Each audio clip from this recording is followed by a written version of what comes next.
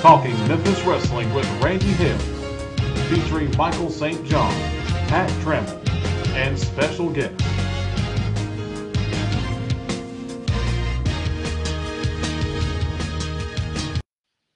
It's the 19th day of July. Welcome to Talking Memphis Wrestling, one of the biggest and best shows, one of the loaded shows with video and a lot of great inside X-rated, well, maybe not X-rated, but we got a lot of good stuff for you, people. I'm Randy Hills, Talking Memphis Wrestling. Michael St. John will be along in a few minutes. Chris Ellis not with us this week. Pat Trammell, if he will be here, it's going to be way late in the show, but I am so excited about this show, Talking Memphis Wrestling, because we are going to talk about one of my favorite tag teams in the history of me being in the wrestling business. A tag team that at times made me pull my hair out and also at times made me a lot of money and made me look brilliant. Some of the best times I ever had started for me in 1994. In 1994, in March, came up with the Memphis Monday Night Memories idea that was very successful. A few weeks later, I became the booker, and I kept that for several straight years. And the key to it was one of the members of PG-13, both the members of PG-13, one of them here today. Hey, everybody, I appreciate Panetta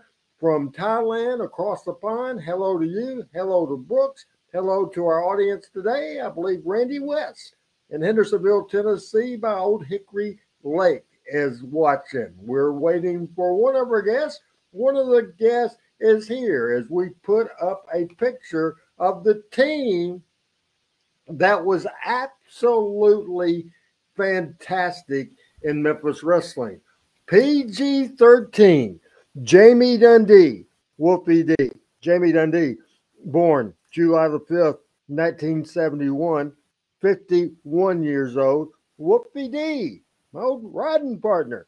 He was born December 7th. That's interesting. My birthday's December the 10th.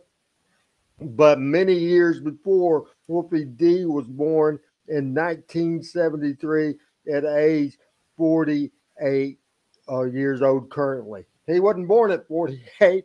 He's 48 years old now. Their Memphis debut as a tag team was at Mid-South Coliseum in Memphis, Tennessee on February the 15th, 1993 against Danny Davis and Hurricane Hatchet. First person I want to bring in is my only co-host that's here today, the great from the great state of Alabama. His home's in Alabama, Michael St. John. Welcome to the program today with our special tribute and guest, Wolfie D of PG-13.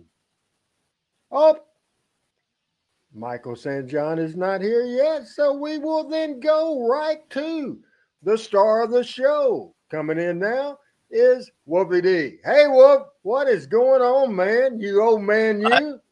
We got all these no-shows on.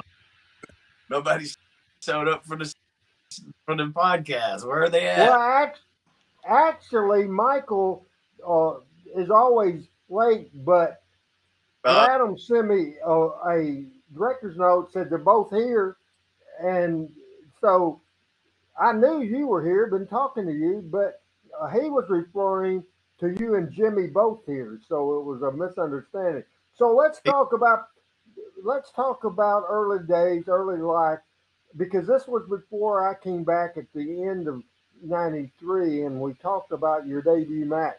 Tell me how you got your break. Tell me how you got your job with the USWA. We were in Beaver Dam, Kentucky. We were wrestling Ez Watley, I think, and Jeff was on and we had started doing it as a team because originally I was kind of just doing Wolfie D. I said, "Hey, you guys need to do this as a team," and so I came up with the name 13. And anyway, Jeff was there, and obviously Jamie knew Jeff, and Jamie had the big VCR recorder gimmick, and he said, "Hey man, do me take it to your old man." And knowing Jeff, and you know Jeff, how we know him now, that is to me that Jeff actually held the camera outside the dressing room at an Outlaw match for us, and actually took it to his dad. So anyway, I got a call from Jerry, and he wanted to see us, and we went to the mansion. And first time because he was sick or some shit, and then the second time we went in, we had our stuff with us. He said, "Well, let me see this gimmick that I've been talking about." And before we went in, Jamie said, "If we make him," I said, "Okay." So we went in this little side room there by his office, changed clothes, caps, everything. To walk back out, he just started giggling, and he said he wanted to do for 4 weeks before we ever debuted, and we filmed those videos at his house. And that's where it came from. We got a lot of video we'll show today. We're going to bring in the co-host. Now he is here because Adam wrote MSJ is here. He is from Alabama. Michael St. John, we'll try it again. Welcome to the show here tonight. Thank you very much, Randy. Great to be here. Wolfie, you look great, man. Good seeing you. All right. I was always impressed with Wolfie. He was such a class act around me, and he was just a cool guy to be around. And you're a great guy, Wolfie. It's great to see you. Thank you, Michael. You are too, man. Everything going okay with you, Michael? It is. We got today is a good news, bad news day. The good news is our 104.9 FM has become the latest affiliate of the Auburn Tigers, and we're real excited about that. And then we turned around and lost a man that we hired only 3 weeks ago to our staff. A really good guy, really liked him, and just didn't feel like he was going to be able to succeed at what he was hired to do. So that's the way things go. So we're back on the hunt. But what can I say? Other than that, things are great. Do want to mention that on July 31st, we will be doing a part of the Patron system, the Patron podcast that our friend Conrad Thompson does in regard to StarCast from the Nashville SummerSlam. I'll be hosting a panel with Jerry Jarrett and Jerry Lawler talking Memphis about Memphis wrestling in the days from the time Jerry and Jerry got together until its final show, and looking forward to doing that. We'll be doing that on Sunday. So anyway, we'll have more for that from you as well, Randy. I want to bring in the producer and the co-host of Live and in Color with Wolfie D. He has another podcast as well we'll talk about. Let's make welcome to the program from, I believe this is right, North Carolina is where he is now. He's from West Virginia. I could have that mixed up. If I say West Virginia and he's regular Virginia, he'll be hot at me. And apparently Jimmy's feet is weak, but we will try to get him on. This is live television. If we can't get him on, we will go ahead. Hey, Jimmy, how you doing, man?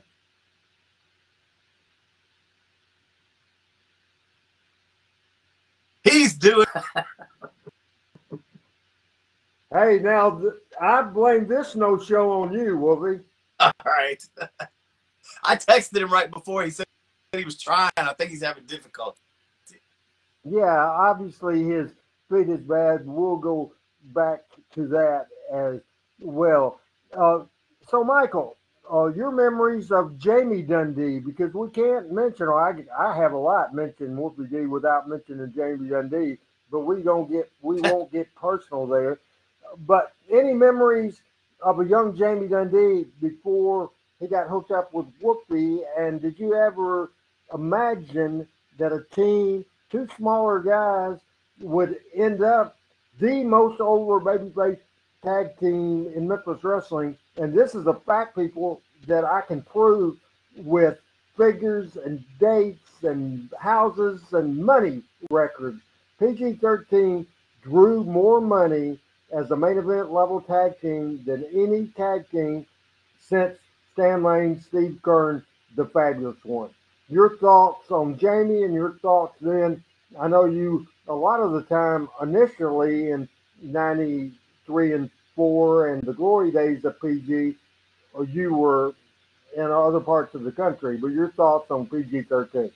Well, first of all, I knew Jamie Dundee when he was 4.5, 5 years old, playing with my son out on Bonita Parkway in Hendersonville, Tennessee. We lived about a half a block on the next block over from Bill and his wife. And Jamie would come over to the house, and he and Christopher, my son, would play. And he was just a normal, great kid. And then I got to know him, of course, because of Bill. And then he first got into the wrestling business. He was small, diminutive, I guess you might say, from the size of a lot of folks today. But I'll say this about the whole PG-13 thing. And I was in California. I was in Los Angeles when it was at its height. But I can tell you that the creativity, when we talk about Memphis wrestling, and we don't probably talk about it enough, but the creativity that was actually developed inside of Memphis wrestling, and so coming up with ideas that had never been done before, things that had never been, and there was no reason to say no. It was no reason to push the edge of the envelope. As Lane Kiffin said at SEC Media Days, we just create a new envelope. It's no use to, get out of the box. We just make a new box. So that's sort of what Memphis wrestling was all about. And from the time that Jerry Jarrett and Jerry Lawler, I think you've got two of the most creative minds in the history of professional wrestling working on the same team back in those days. And then the idea of PG-13 and Wolfie giving us a little background on that and how it was conceived is a great idea. And then they just went on to, the thing about it is they did ordinary things in extraordinary ways on camera. And I think that was a key to them. Plus the young folks, the young ladies and a lot of the guys thought the world of them because they were the new generation. They were the new it thing. They were the new ones that were carrying the banner to the next level.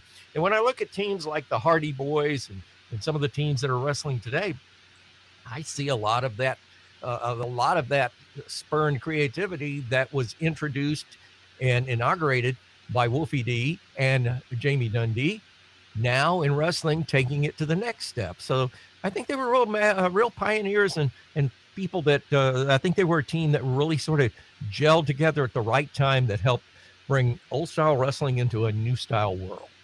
We've got Jimmy back on, and before we go there, I want Wolfie to explain, in the past I've done a podcast, Memphis Memories, and it went away because I decided to go with the video show that's Talking Memphis Wrestling on Tuesday and Watching Power Pro Wrestling on Monday. How in the world, Wolfie, my man, did you become a podcaster? What's that process? What I said. So Jimmy, who we'll meet here in a minute, I weren't really friends. We met in the business. He was a manager, and he just called me out of the blue. We had ever talked on the phone before, and he said, "Man, I got an idea. You have a great story to tell." And it was initially just me going through my adding in guests and blah blah blah blah, watch-alongs, whatever. But Jimmy, basically, I'll give him an idea here and there, but really, all I do is go on there and just talk. Jimmy does all the legwork as far as trying to get sponsors and putting the shows at Live Wolfie D on Twitter, at Live Wolfie D. But Live and in Color is on any platform that you listen to, and it's all Jimmy's. It's everywhere. So putting all the shows together, the reels, the editing, he does it, man. He does a great job, and we want to, as we've lost him again, he's having, obviously, there he is. Jimmy, hey. We're talking good. We're talking good about you. You do all the work. I want to talk about that podcast, but before I get to that, you have another podcast, Give Me Back My Pro Wrestling. Michael St. John, my co-host, will like the name of that because he says it every week, every show. He's obsessed with it. Tell me how you got involved, and I know the Live in Color began first, then you went with the second one, but let's talk about Give Me Back My Pro Wrestling. Welcome to the show, by the way. Yeah, thank you guys for being so patient with the internet, apparently. So basically, I learned to do and the wrong things to do.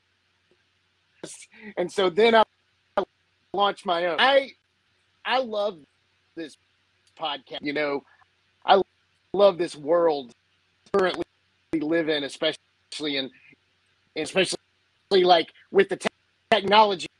And so with Wolfie, we started, and it was kind of interview and it became friends.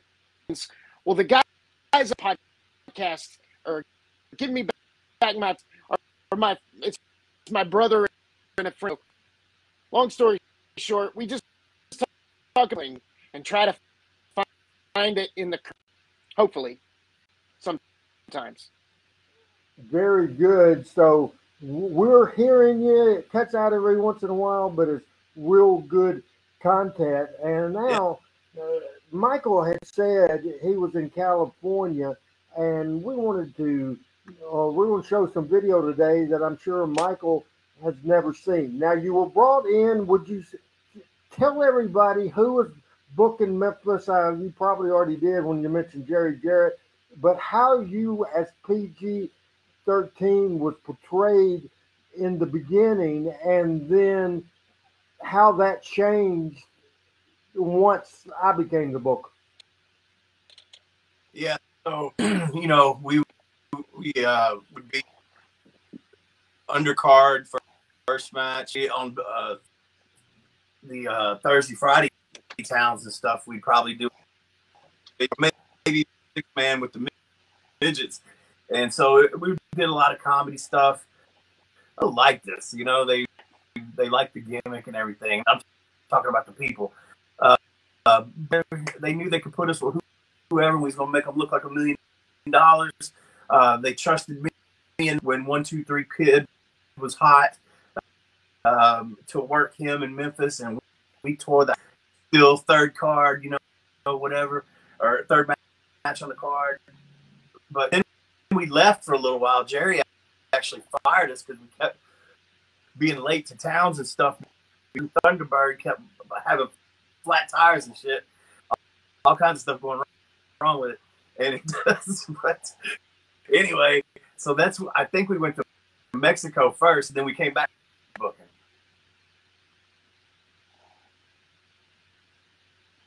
Yeah, so that was the era, and go ahead and put up, Adam, that old picture of PG-13, and I'll give some information as we see a very young Wolfie D, a very young Jamie Dundee with PG-13. As we said, their debut in Memphis was February the 15th, 1993 against Danny Davis and Hurricane Hatchet. We'll go back to Wolfie real quick, a quick story, because Hurricane Hatchet was Aaron Hatchet, and he was a good kid and a good talent, but he got out of the wrestling business. Do you care to tell the story about the activity he did to get him out of the wrestling business? Yeah. He, I didn't know him before the wrestling business, but like his on Hatchet, and he great dude, man, a great dude. He didn't do drugs, he didn't do nothing, and we all used to hang out and do outlaw shows. He was actually trying to train Jason amateur wrestling wise. Aaron was a good amateur. And the trade-off there that they taught him how to wrestle. Jerry got, I guess, Tony Falk or somebody tried. So at any rate, you know, he started working with us and stuff. He got a little job in Memphis, and one day it was just like, yeah, did y'all hear that Aaron do what? Aaron Rondo what? A bank? No, sure enough, man, yeah. And I was like one of the only people that would take his calls once he went into prison. He went years and got back out. He's got a family. He's doing good, man. That's I didn't know great. I Jerry really Jarrett's liked him. heydays were that bad. Hey, they were. Hey, another guy Jeff, that you know, Wolfie, was Jeff Gaylord. yes, absolutely. Missouri Mauler. 3, didn't he? Yes, that's absolutely. So Wolfie D hasn't been arrested for bank robbery. Michael St. John, no arrest for bank robbery that I know of, and I certainly haven't either as well. And I just met Jason the other day when I did the podcast. We'll jump all over the place and we'll get back to that podcast as we go back to the PG-13 picture. Just like looking at that. How could that not draw money? Look at that. It was different. It was characters. They were unique. The hell with being smaller, and that's what I. Hey, Wolfie, what's the story with the hubcaps? Originally, when we would come out, we had an LP, and it was actually because really I couldn't take out like a Motley Crue or a Ice Cube or something like that, so I chose nobody really knew what it was, and it was Peter Chris' first solo album. He left drawing of a jukebox blowing up or something like that, people running. And so anyway, the story was cover was our gold record from our raps, right? And obviously that was, because it was loaded, quote unquote. So one night, Chris Champion called Shelbyville, Tennessee, and they wrestled at the cab stand there. And so like we're a junkyard almost, like a flea market back there. There's everything. And Chris said, I don't think he liked the record. He never really said he didn't, but he didn't like the record. And so he said tonight. And so we're looking around back there, and we find a hubcap on an aluminum hub, some spray paint, and a rope. And so we tied a rope around it, hung it around our neck, and wrote on it.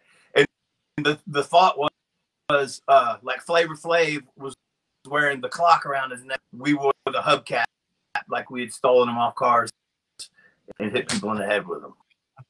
Love that story. That's great. Shelbyville, Tennessee. You said you were, I know where you were talking about, because I actually taped a match for another company there.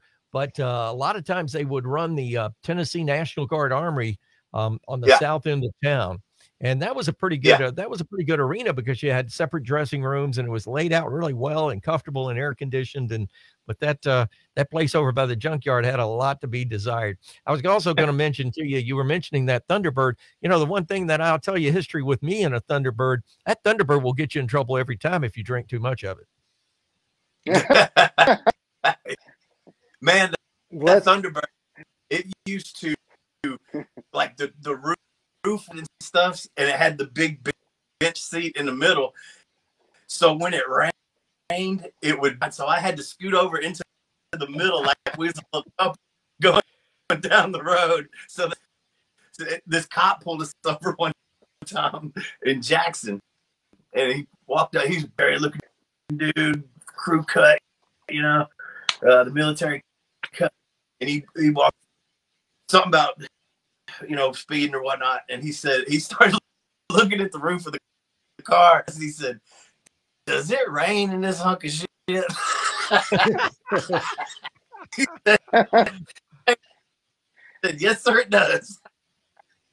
It was funny. That's a great story as we continue the PG-13 timeline. If I get something screwed up, then Wolfie can correct me later. But let's go back to young PG-13 as we talk about the show, I guess, that I'm most famous for, and it started it all March the 7th, 1994, and that certainly with Monday Night Memories. A few weeks after that, I started booking, and here comes the PG-13. Remember, they were underneath tag team. And Wolfie, as I was a guest on this podcast, what gave me the balls, the guts to push them as main event wrestlers? and I just would listen to the crowd, and I liked the work. I liked both of the work, and I thought we could tell the right kind of stories. And this is what got PG-13 over. Big bad dudes, Perry Saturn and John Cronus. John Cronus, we lost in 2007. He was 38 years old from heart disease. Perry Saturn, still living. He's 55 years old, and they were one badass tag team. So I booked them as the USWA Tag Team Champions, the Eliminators. Then we booked PG-13 against the Eliminators in Memphis on June the 13th, 1994, and they beat the Big Bad Eliminators. Week number 2, they beat the Big Bad Eliminators. Week number 3, they beat the Big Bad Eliminators. Then, in a non-title match, they lost the match, then came back with 5 more weeks in a row with the Eliminators. And I'm telling you right now, that's how they got over. That's the first time PG-13 was over, because they took a ass kicking every week. The old story, they didn't quit. They, from this, they slipped by, and maybe it was a small package, or maybe it was a sunset flip, but probably it was a hubcap to the head, a 1, 2, 3, and they rolled out. PG-13 got over. Now, we'll stop with that situation before we go into the next phase of PG-13 career to get Wolfie's analysis about that. Is that what got you over, Wolf? Yeah, if you will recall, I came back from, we had actually booked me and Spike Hubert against the Eliminators. Coming back, unbeknownst to us, and I think, Randy, I don't know, shoot hurt, or we said he was hurt, and we brought me to the ring with no partner, maybe, and the place went nuts. And yeah, and then we beat them that first. But yes, we legitimately took an ass kicking. They were tough. It did get us over, and it also, as I told you on my show, I knew they were getting pissed off about it. They weren't making good money. Their living conditions sucked. They were getting beaten night around the loop, and they're big, man. Especially Perry, man. He just has that attitude, a very nice guy, machismo thing about him, and they weren't liking it, man. And I'm thinking, God, one night they're just gonna come in there, and they did sometimes, but not in a super bad way. Now we're gonna move along with this timeline right here. The next team, and it's some Wolfie. Wolfie and I had started traveling together most every day, then became buddies, and I would listen if he would suggest something. He said, I got the team, because I knew the Eliminators had left and we needed to go a different route. So we went with 2 guys, and you got to help me, Wolf. Here, Tommy Hagee was the one guy. Tommy Montana, he wrestled as several times. Yeah. What was his tag team partner's name? That's all I knew him as. Cool Breeze. Okay. Williams. All right. Very good. Fair enough. That did not do you or the company any favors. It was a good program as far as getting wins to establish PG-13 as the tag team champions. Then I have on my notes the next tag team. This happened in October of 94. The Phantoms with Susan Sapphire. And now a little inside scoop on that. Susan, in later years, was a girlfriend of Brandon Baxter. And Susan's not together with Brandon now. Brandon happily married, and she is too, but she lives in Jonesboro as well, and I see her in town from time to time. So the Phantoms, and you'll have to help me here. Jerry Faith was one of them. Do you remember the other Phantom? It seems like his name was Jerry something too, don't it? I can't remember. Was it Haste? Jerry Haste or Jerry Faith? Haste. I don't know. I remember Anyway, Jerry. The other one. A big house we did, and actually this night was October the 3rd, 1994, and I killed the wife. Say the house grew like a son of a gun. It was the very first match, and here's the names: Troy Haste and Jerry Faith, as Adam Dunn, Okay. my producer, makes me look good here, but I give him the credit. So on October the 3rd, 1994, we had shot an angle, and the first match, if you call it that I ever had was me against Scott Bowden. But one of the money matches on the program was a 6-man tag team match. We shot the angle there as well, and it was the return of somebody very popular. And we booked this intergender 6-person tag match, and it was against WD, Jamie Duddy, and Miss Texas, Jackie Moore, and that drew like a son of a gun, folks. That drew big time, and they had a very good match, and we got several weeks out of that. And again, I would say, even though the Eliminators were great, added to the credibility of PG-13, which there's no doubt about it, added to the credibility, but people didn't know who they were. They just knew they were badass son of a guns. Then Mephisto and Dante, they didn't know them, but involving Jackie in the situation that had been around as the top girl in the territory, I think that was another step of putting you in a top level. Do you agree with that, teaming with Jackie in that program? Yeah, she absolutely belonged. We worked her at the start, too. Jamie had to wrestle her all the time. High heels. And, but yeah, I mean, going forward, it was only, you know, the hip hop, you know, white boys, and then the over chick. I wouldn't you put those two together. Let's go right now of the conversation we've had so far with the debut of 93 through this part of 94. Do you have any comments, Michael? Then we'll go with Jimmy and find out when Jimmy discovered PG-13. But Michael, your thoughts? My thoughts as I'm listening to this is, you know, Wolfie and Jamie, I think, came up the right way. They had a rough road to hoe at first. They had to prove their mettle.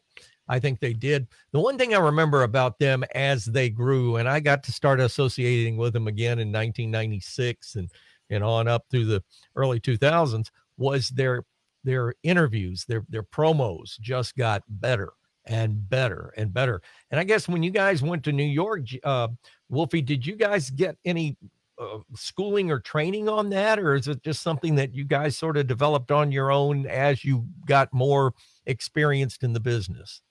No, I tell you, Michael, it was kind of like a tryout or whatever. We worked 2 enhancement guys. They gave us a win week, which was actually the same night. But the next week we had a title match against the Smoking Tag Team titles.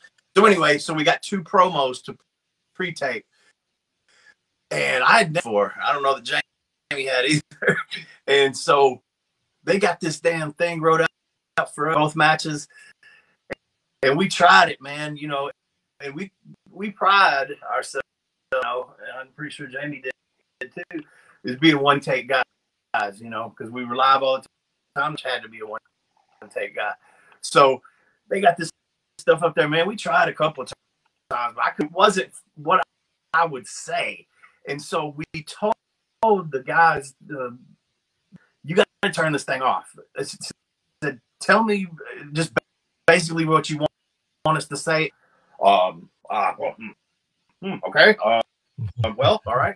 And so nailed the second one, and they were good promos, if you recall the matches, but clapping and fucking like they never seen no shit like that before. And I was like, this is crazy, man. You can't write for somebody and it come from the heart, when that's not what they would say from Adam before. Well, you guys were looking for street cred and for that street cred look, and that's what got you over with those promos where you guys were a little off the wall and a little outside the box and all that. That the street cred came natural with that. And Randy, going back to something you said earlier, I don't know if I know of any team outside of maybe Stan and Steve Kern that got quicker babyface acceptance and people loved them because they loved them than PG-13. I think there was just this attraction, and you guys were good looking guys. You came off on TV with that street cred. You were new. You were different. You were 90s, and it was happening. And to you guys' credit, I mean, you had a great run.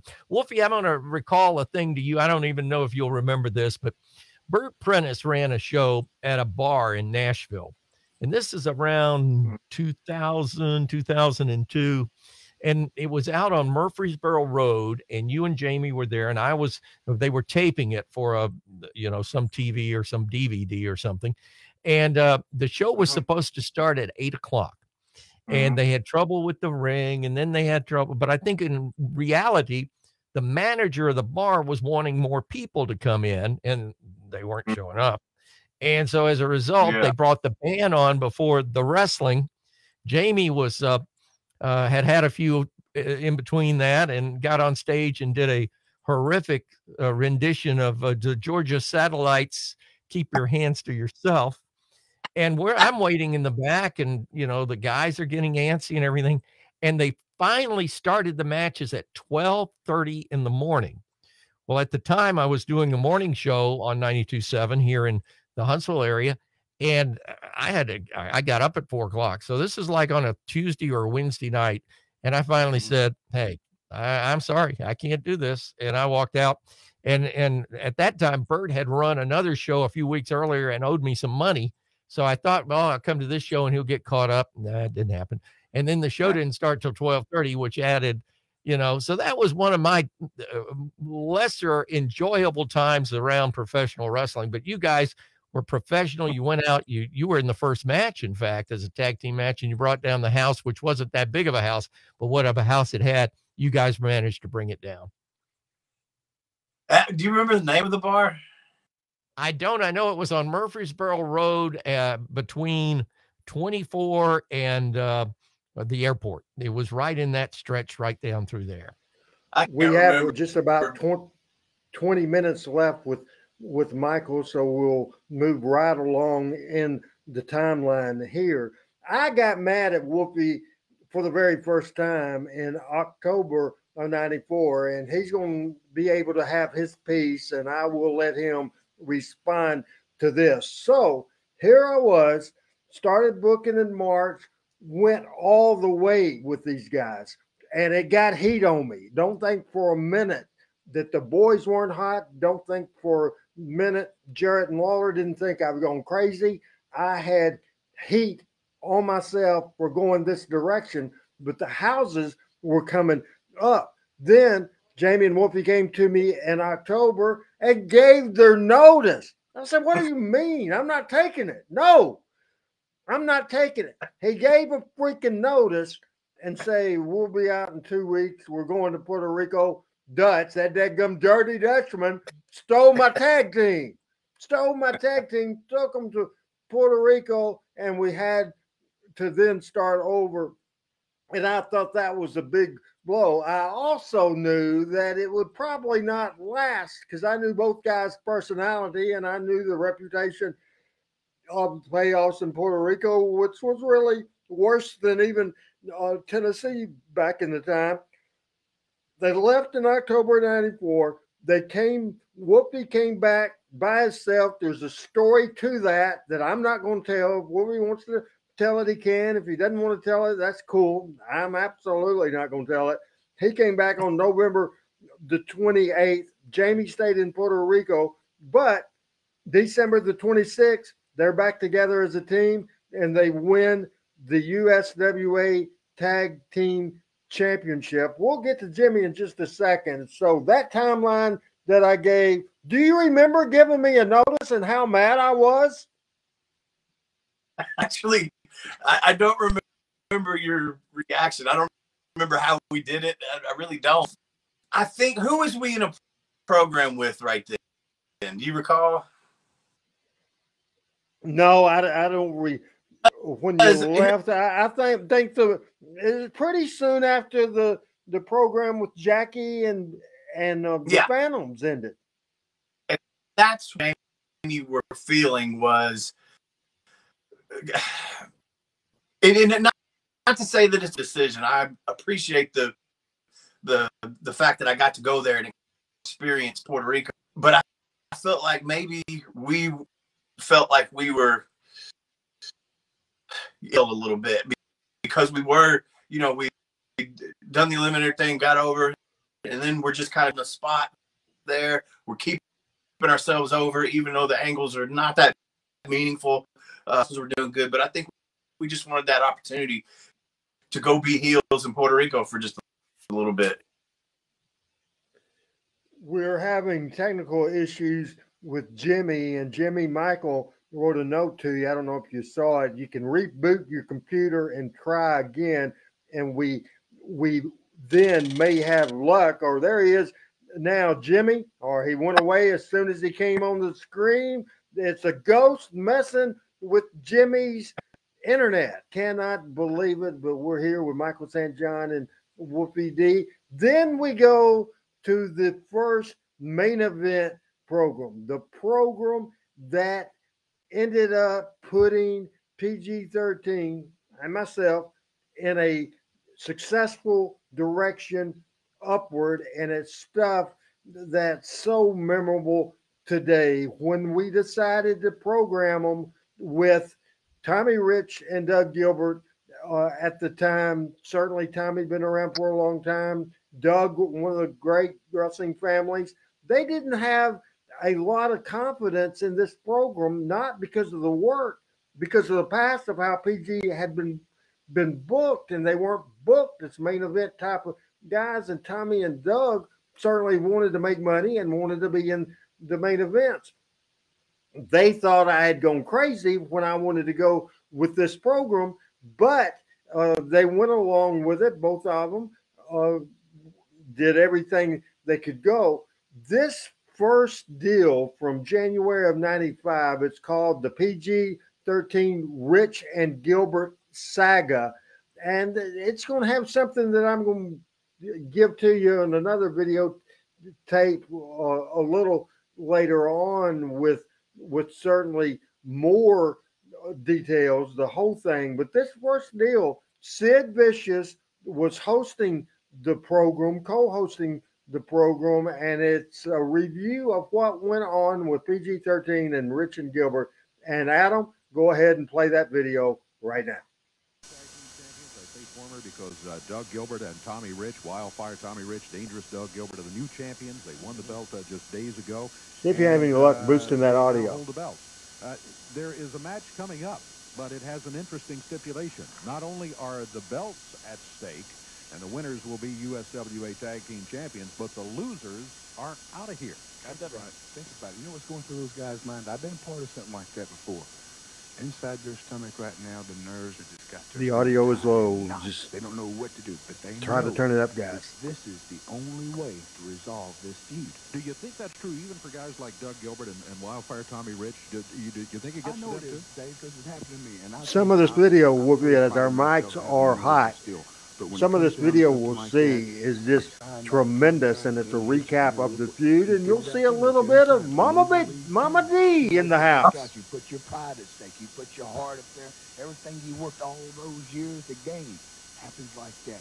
Sid looks real credible here, Michael, all dressed up. He does. And he came off well with that comment. Hale's out. Randy's calling for more help if there's anybody watching a monitor. Tony Williams out. Handed him his suitcase, but nope, the match continues. JC Isaiah stopped over on the apron. Rich hit JC. He's got him covered. 1, 2, 3. And the winner a recap of this feud. Tag champions, Tommy Rich and Doug Gilbert. Tommy Rich and Doug Gilbert. Uh-oh. You were Pearl Harbored.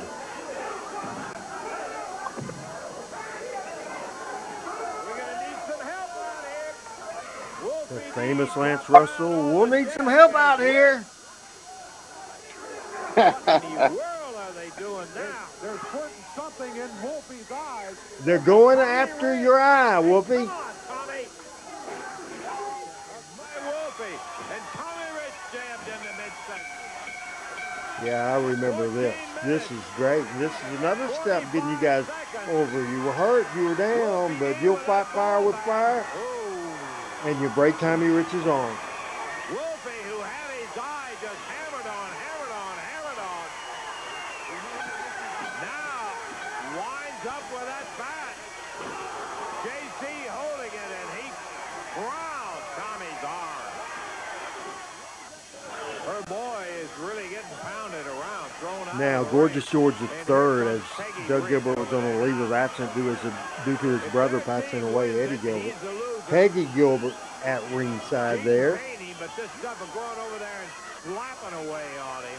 Slapping Wolfie. No business doing that. Or that's, yeah, slapping Wolfie. There is Mama D. How about that, Wolf?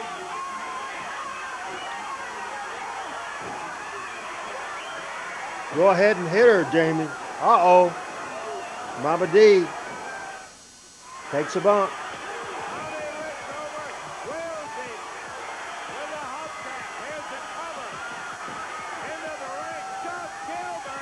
Doug Gilbert had been gone. This, I believe, was a hair versus hair match. The Oether trick. The Oether trick, absolutely. Doug had been out for probably a month or longer. Stipulation was hair versus hair. George III putting Bill Rush into the ring there, and 1, 2, 3. What kind of sports those guys would have been. Gorgeous George almost had a heart attack at the count of 2. Much less. I know that you're going to see this, Tommy Rich. And I want you to look into these eyes right here. You look in this man's eyes, and I want you to know that this is not going to end until PG-13 puts you 3 miserable individuals to rest. And I promise that's all I've got to say, Lance. George nails him right in the back. Cage match. Down in the ring. 1, 2. He got him. He got him, Lance. That's all she wrote, babe. New champion. Great job from Lance. As they've got JC Ice up on the table.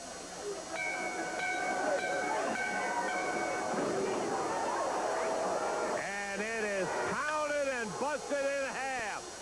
I don't think you'll find 4 tougher competitors anywhere in the world. What matches they've had, this Richard Gilbert PG-13. No doubt about it. Well, it's been going on since I was here. It's been going on for years and years, and it's come to a boil, and the head is ready to pop. And I'll tell you what, wherever it is, I'd like to see it. How about Sid? Sid? I like Sid selling it.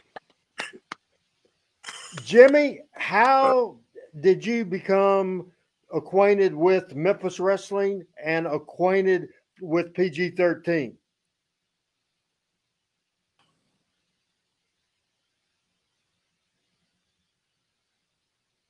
Apparently, we have internet issues in North Carolina. I think we have it. No, let's come out of that real quick. The Rich Gilbert feud. We'll let Wolfie talk about it. Michael, what did you think about that recap? Well, you know, when I see a match and when I see that kind of thing go on and the telling of the story and the fact they took time to tell the story and the story built, you had this kind of match, you had that kind of match, you didn't have 40 gimmicks in one match. That's wrestling. That is professional wrestling. And there's a lot to be learned from that package, Randy. That's the kind of thing you just want to sit down with the goofs that are writing the TV or booking the TVs right now and some of this crap that's going on and say, This is how it's done, boys and girls. This is how it's done. And Wolfie, I don't know if you'll agree with this right now, but I think there's better storytelling in both of the major attractions here in the United States with AEW and WWE. I think the storytelling is better on the women's side than it is on the men's side. Women's wrestling has definitely come a long, long way, man. In 10, 15, maybe even 20 years. Yeah, and I don't watch a lot to not sound like a goof on my podcast, but I also talk or my podcast or your podcast, for that matter. But yeah, man, pick for tack. They cut my hair, they put out my eye. Well, they cut my pony, the rat tail, whatever you want to call it that I had, and then they put out my eye, and then Doug comes back and costs us the titles, and then Jack's tail on that. I don't know if y'all heard me, but that hurt Tommy real bad because that table, if you really needed 8 foot, and so they basically, when you watch that back, the table did not fold in half, break. They went through it like a hole came out through back, went through the table. Those screws that were holding on the bottom there ripped him from his about his lower back up there, man. And I know that hurt. But see, that was also, we didn't big bump at the ending. We didn't do it till they put him to a table. Jamie was out. The neck brace gone. He was gone for how many weeks, Randy? Because I had my stepdad as a partner, and for that little time right there after they pop dropped. A month.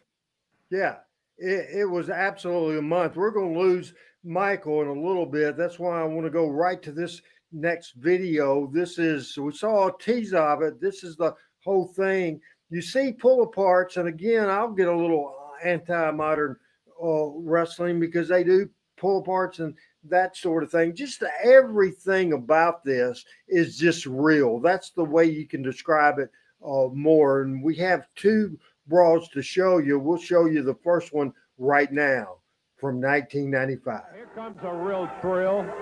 Scott Bowden with Doug. Personal issues draw money. PG-13, you're the kind of punk that my mother used to warn me about.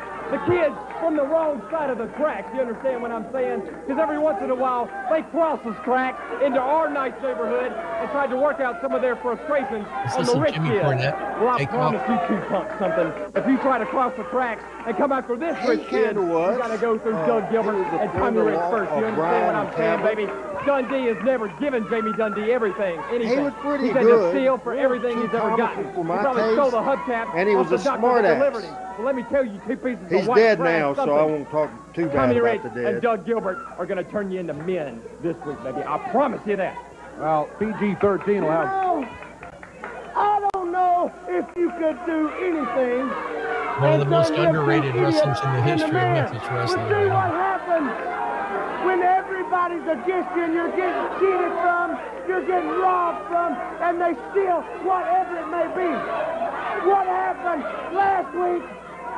They stole the USWA belt from Tommy Rich. What happened this week was I got cheated out of my chest. Tommy, come here. Tell them what they've done to us. Well, boys, welcome to a man's world, and that's what it's all about. But, I want to give you a little background on PG-13. What it amounts to, you're looking at 2 boys that don't even have no business. They come out here, crack them stupid jokes, and people over here laugh at them because they're about as illiterate as JC Ice and Wolfie D. Now, Jamie Dundee. Listen to the heat from the audience. Professional wrestling, we all know. Bill Superstar Dundee come from overseas, from Australia to here, and he made a name for himself. Bill Dundee was a man. He's a legend here in this area. But you're not, Jamie Dundee. You're not half the man your old man is. And if it wasn't for him, you wouldn't be here. Then you got Wolfie D who rides around with Randy Hales and Eddie Marlin. He washes their car. You know, he's got his nose stuck, no telling where. You know what I'm saying? Do you know what I'm saying? I hear what you're saying. Whether I disagree with it is... And then I'm done, you know, they talk about the hubcaps. Well, I found out what that's about. You know, Wolfie D, his mama's an old hag, you know. And his daddy, the only way that Wolfie D can find his daddy is when he goes down to the street corner and he don't know which one his daddy's going to be standing there with his coin jar and begging for money.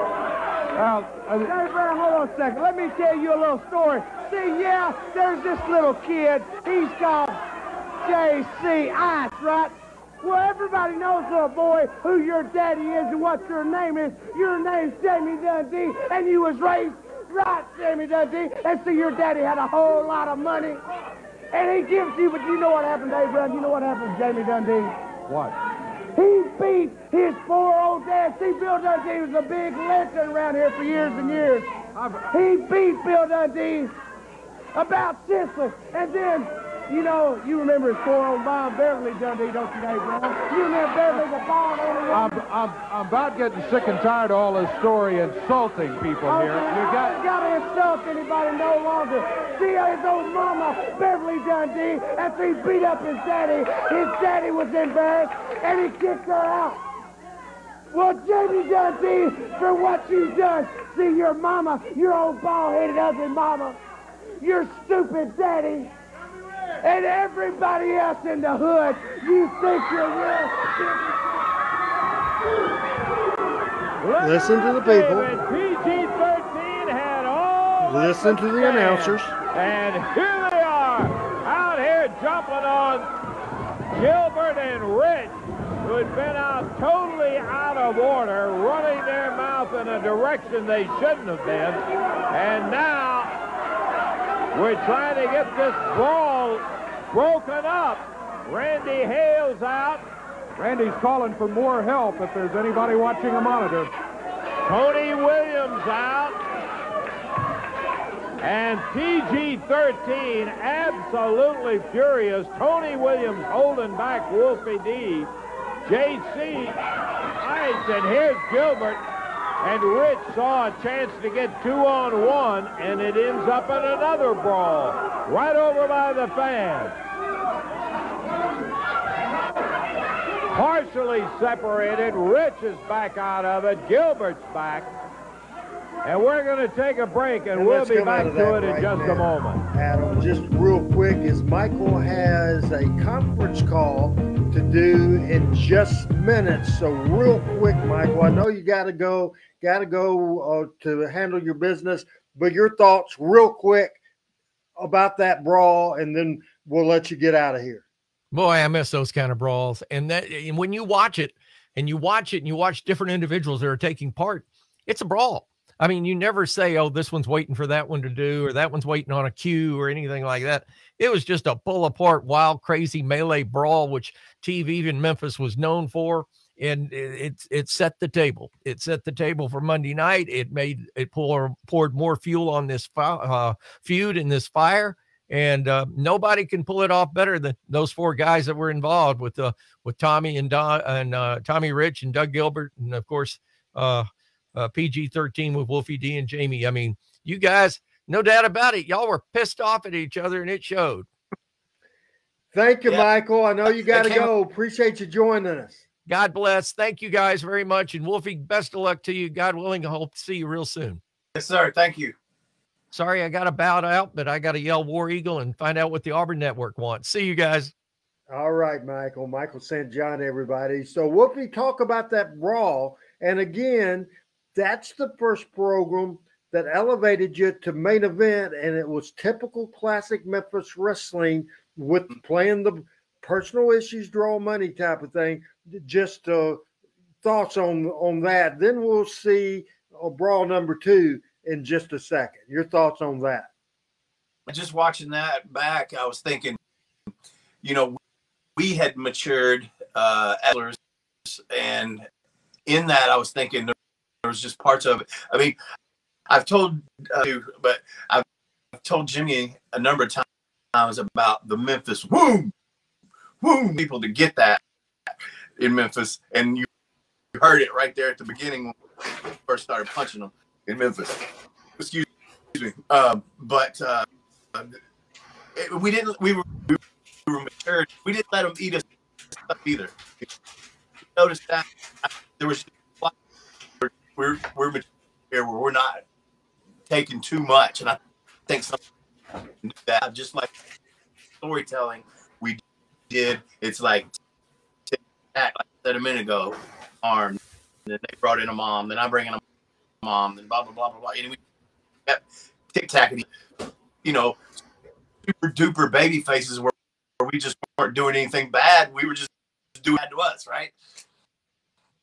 Yeah, it was great stuff. Then later on, we went a different direction, and we will go deep diving in the Smoky Mountain USWA Rock and Roll Express program. We'll get into that, but we're going to kind of skip ahead because we switched Tommy and Doug baby faces, and then they ended up having they were teaming with PG-13, but there was an issue, a very, very tense deal, and we're going to take a look at that video right now as well. Was holding, he ducked out of your way, and I hit you. The way I see it, it was your fault. Don't put your fingers on me again, Red, and get your finger out of my face. You tell your partner this, he does you know. You tell your partner to jump back off his high horse, man. Well, you hold on just 1 second. I will tell him, Tommy, he did come down to help. That's right. That's right. That is right, right? That is right. But it's just like Tommy Rich said, Wolfie D. When he come down, J.C. Ice was holding the man, and he ducked out of the way, and that's the reason Tommy Rich hit you. That's your fault, big boy, because you wasn't big enough to hold him, I think. I'm big enough to hold my own, man. Maybe, Tommy, maybe you're just so stupid you don't know how to aim a punch or something. Can you not punch right or something? You know how stupid we are? Is we're so stupid that we're the USWA Tag Team Champions, and if you've got a problem with that, Dude, get that finger out of my face now. I'll get out of your face.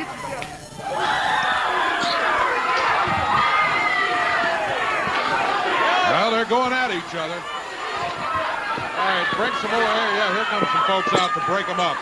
Get him, Wolfie. Boy, I'll tell you one thing. They just can't forget all the things that happened in the past, Dave. No doubt about it.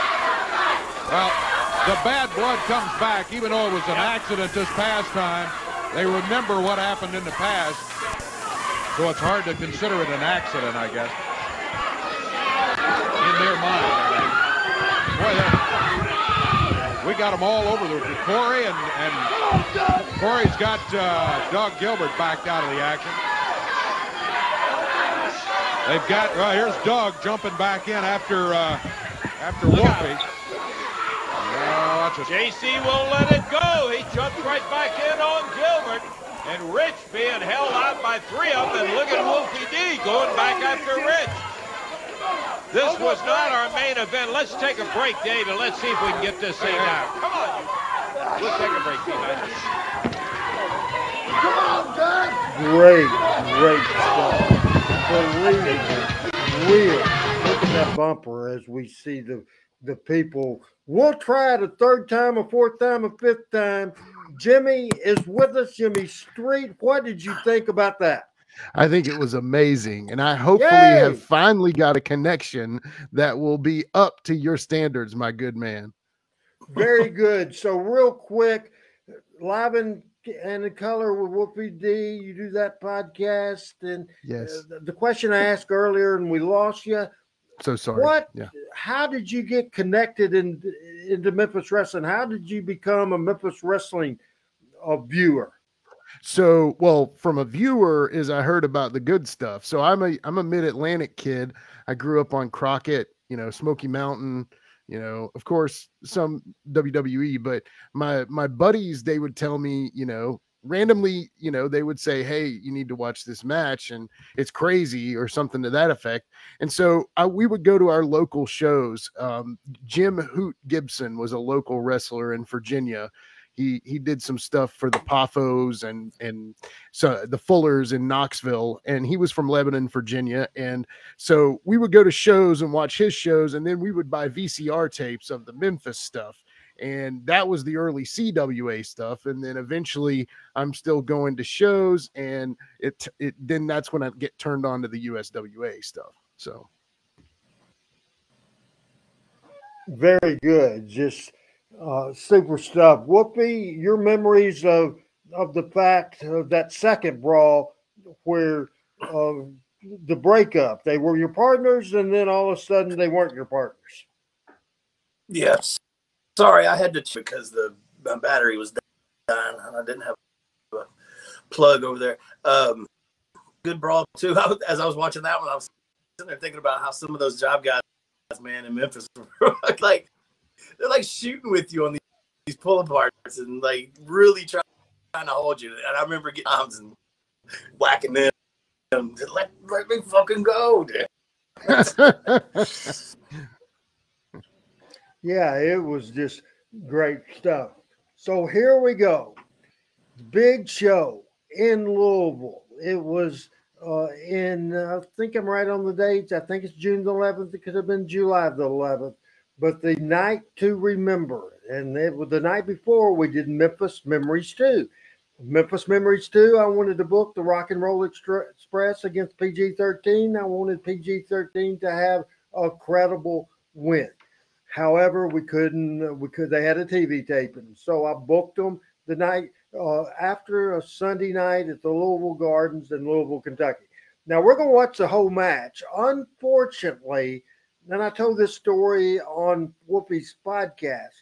Unfortunately, it picks up with the Rock and Roll in the ring and does not, and PG in the ring. This announcement, the entrance of PG was unbelievable.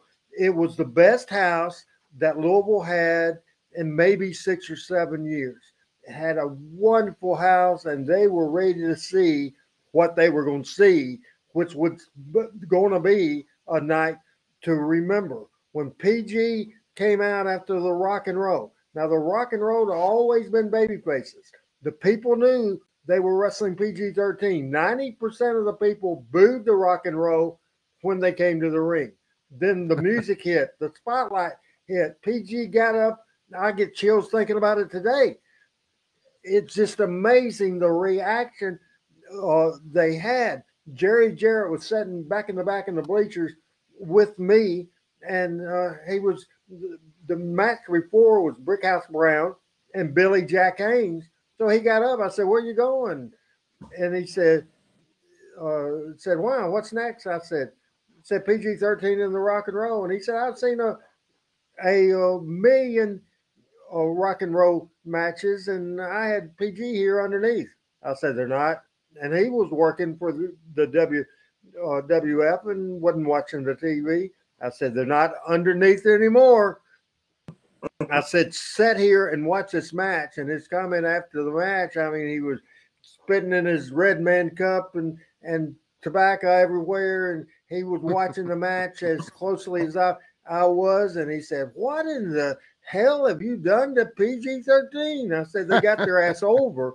But I want to go to that match, and I do want your input in the match. That Wolfie was a big part.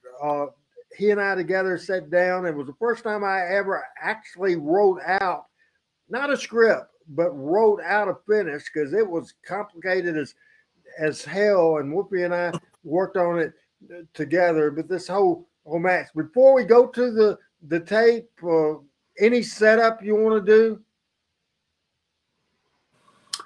Meaningful match, one of the most meaningful matches of my career.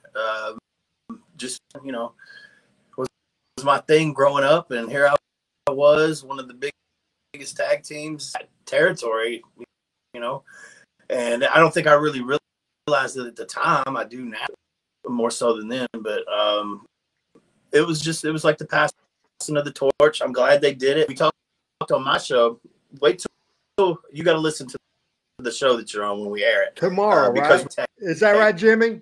Monday. Monday, yeah, okay. Drops I'm Monday. screwed up. Yeah. Yeah. So video or audio recording of Ricky on my show saying the exact that what we was talking about. So be sure everybody's check that out. But anyway, yeah, long finish, good reaction. Now, Jimmy, I believe you told me on the phone or maybe in our interview that you actually did on one of the episodes, which in the archives, you guys did a watch party on this match, correct? Yes, sir, we did. It was a watch along for this match, and we watched a couple of matches, and this one was one that Wolfie had really kind of made us promise to do. So, you know, he was like, it was just incredible to hear him break it down in real time, you know. And we're going to break it down from his perspective and the talent perspective, my perspective. This was amazing. And what it did, the most important thing, it was supposed to be a one-off. It was supposed to be a one-time deal. Ricky came to me before the match, I think girlfriend at the time, now wife, Andrea, said, "Hey, Andrea looked good," and said, "We need to be the heels, right?" And I said, "Right." I said, "You'll be the heels. Believe me." I said, "This town loves PG-13. You'll be the heels." But the girl being there will help out matters. So that was a setup there that they went in as heels. Everybody was professional. Everybody knew how important the match was. It was supposed to be a one-off, but I knew just listening to the guys and the enthusiasm and knew the crowd was ready for it. When I went out into the audience, they were talking about one match. Now we had Lawler and LeDuc, and we had Brian Christopher in a 10-man best of Louisville match. We had the fabulous ones against Rick and Gilbert. Everybody in that audience, when I was walking around, was asking about PG and the Rock and Roll. So I went to Jim Cornette, who was there to be the manager of the fabulous ones against Rich and Gilbert later on in the show, and he introduced Lance Russell at the beginning of the show. But I went to him and I said, "I need some dates on the Rock and Roll." And I said, "Can I have them, blah, blah, blah?" And he said, "Yeah, you can have them most Monday, Tuesdays, and Wednesdays." I said, "Good." So I went to the talent and I said, "A little change in this thing." I remember Robert Gibson said, "A change?" He said, "You gave us a damn book. What are you adding now?" Ribbon. And I said, we're going to return it and play this and return it in Memphis. So we need some heat. So after do the finish exactly like we were going to do the finish and then attack PG afterwards. We might have I don't want to tip it off to watch it. We'll just go ahead and watch. This is around a 21-minute match, one of the best tag matches I've ever seen. I know you're going to say Rock and Roll and Midnight. I know you're going to say one team after another, maybe Edge and Christian against the Hardy Boys. For me, this is it. This is it. And this is a hell of a match as we roll from Louisville, Kentucky.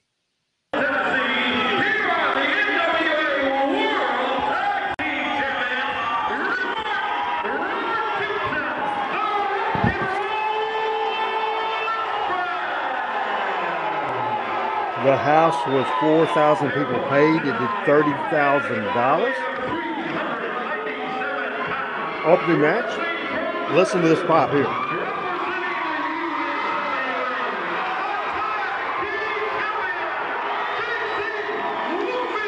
4,000 people.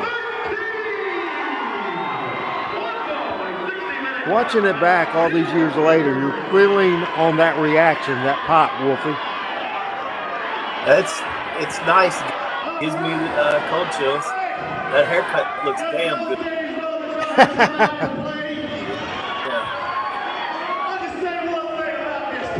Lawler did that. Lawler did my hair. Man, he's great. That sort of thing, sure.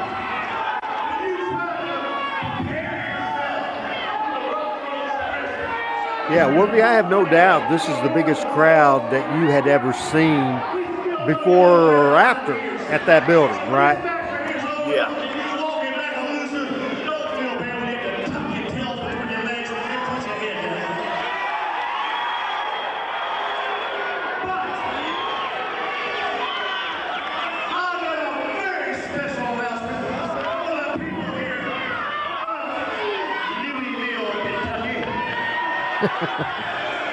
newest addition to the Rock and Roll Express. Wonder how Robert Gibson liked this idea. Lovely and dry.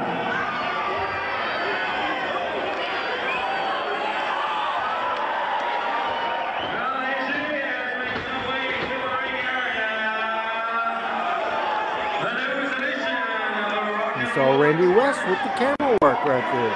Randy Dandy.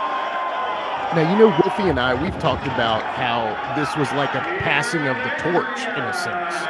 Absolutely. You know, I kind of considered the PG-13 to be the new version of the Rock and Roll Express because they were both music-based tag teams in a sense. I don't know. I've got a long theory about it, but it makes sense. Oh, yeah, absolutely. Hey, Al Tuttle from Georgia. Andrea looking good. Wolfie, were you at all surprised as I pitched the idea for this match and knowing that the Rock and Roll had not been heels? Were you in any way worried about this match, or did you just know it would be great? I don't recall that. But I wasn't sure probably. Well, you know, I was just going to go.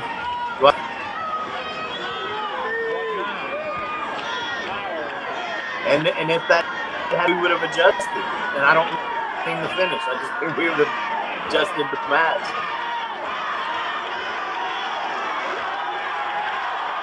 Here's the thing today, I think we'll do a little inside wrestling, and obviously people talk for 2 hours on spots they're going to do during the match, and then they actually rehearse now. Obviously, you guys didn't rehearse. I was just, because I wasn't in the, I gave the finish and then went out of the room. How much did you talk this match out? Do you remember? Probably just the finish. Then the rest of it, most of it was called in the ring. Other than like double team spot or something like that, you know. Hey, we'll probably do this, that type of deal. Wolfie D But, and Robert starting out. This son of a gun should be a scorcher. As beautiful hip toss and an arm drag. And again, Wolfie D. Just dragging him everywhere, Wolfie D. Look at you, buddy. All of that carrying on.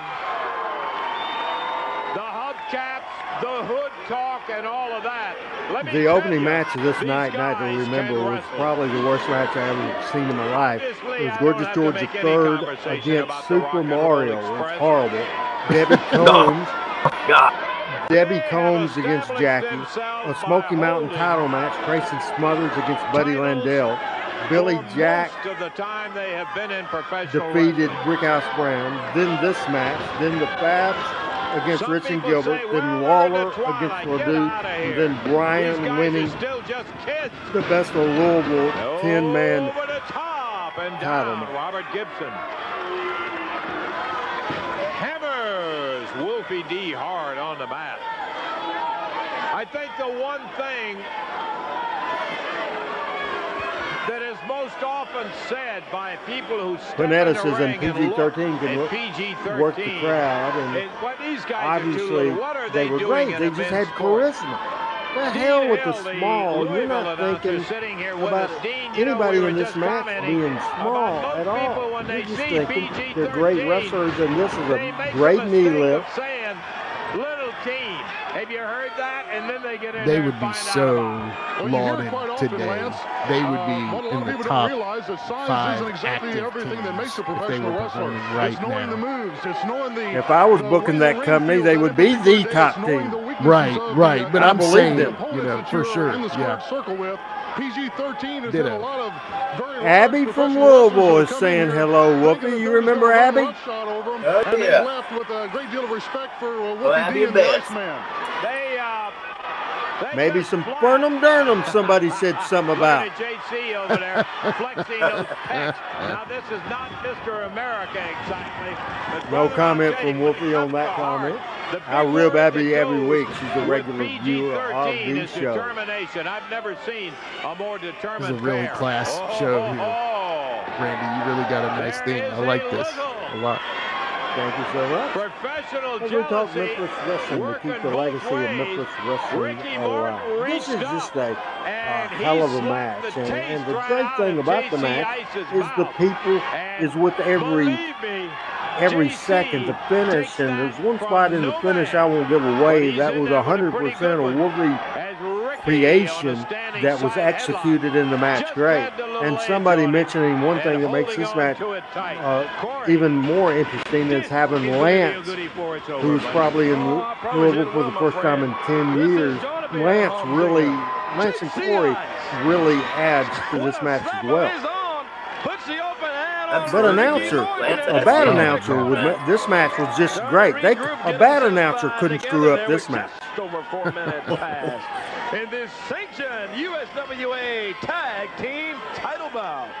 The challengers, the NWA World Tag Team Champions, Rick and Robert, the Rock and Roll Express. I think we heard a little Dean Hill there, right? A little earlier. Yes, the regular is a police officer at the time in Memphis. I mean in Louisville, and he was the ring announcer, and later on became co-host with Cornette on Ohio Valley Wrestling. But as a co-host, Cornette didn't let him talk very much. Agree on 99%. I saw a tag from Ricky Morton. It's one of the slick things that they do. He made the tag before he made Check the out whip. episode 42 of Live and in Color with Wolfie D to hear a lot more from Dean Hill. Tag, Robert Gibbs. Okay, thank you very much. Maybe I need some more glasses here because It's one of those slick. it was quick. Oh, you bet. I believe we involved his Louisville policeman. Didn't I book him in a match, Wolfie? And it manifests right there. Great move from Rock and Roll Express. I apologize. I think I did. But I didn't see it. It was so I would flashy love and to quick see in that. there. But that's the way these guys work. Reversal. Whoopie D whips Robert Gibson into the turnbuckle. And Gibson catches him with that knee lift. He caught Wolfie. Your thoughts, Wolfie Wolfie, as we watch this great tag team match, and I want to ask you this question. The wrestling world today, what the hell have they done to tag team wrestling? Go over and they both nailed It's not, I don't know. I guess there are, especially like WWE, man. They've never been a tag team place where they have actual teams. I like the Usos, I really do. Oh yeah, talented team. You know, it's kind of interesting. I'm looking at the expression. Now that's because you had a lot of their family members in Power Pro, Randy. Be honest. I tell you, these guys are the absolute consummate professionals. They are a great Martin and tag Robert Gibson. But I'm looking at the expression on their face, and they kind of resent these upstarts. By one of the things that's happening in this match, we're getting the heat on Wolfie, and that was a directive from me that Jamie got hot about. Speak to that, Wolfie, because I pretty much wanted to copy the Rock and Roll deal with Ricky. I just felt that you made the best, most believable comeback. So I wanted heat on Jamie and the hot tag on you, and that's what we ended up doing 95% of the time. But that didn't make him too happy, right? Some nights he'd get mad. I'm not doing it. Absolutely a great And he would. move. You know, we took. As Robert comes back and jumps in the ring, I do not see, no, that is not the legal man rep. No, he made the tag. Al mentioned the other team that I'm a fan of, FTR. What are your thoughts on FTR, Randy? I love FTR. I think probably today they are the best tag team going. Yeah, I think they keep it based on, you know, the regular, the baby face. It's real simple. The baby face outshines the heel. The heel gets the heat. The hot tag, the comeback, and the finish. It's real simple. That you don't. They, for the most part, the hot tag means nothing. Yeah, right. Here, the hot tag means everything. Yeah. Rick Gibson, an outstanding. You know, obviously we're focusing on Wolfie with him being on the show, but they were a perfect tag team. They really were. It took both of them. They were a tag team. Right. 100%. Yeah. 100%. I think you had more potential And they just met him with a life after PG, and you did that. But you know, I'm just name dropping. You and Todd Morton, or you and Flash Flanagan, wouldn't have had the success you and Jamie had. No way. No strangers to professional No, wrestling. no. Robert Gibson. The only difference I was going to say, Lance, is that Wolfie D's dad is probably the larger of any of them in there. Talking about the stepdad, Pop D. What was his name? Pete. Pete, yeah, of course, Pete. How about the tag? Toby talking about the historic Louisville Garden. And I believe he's going to let him stay.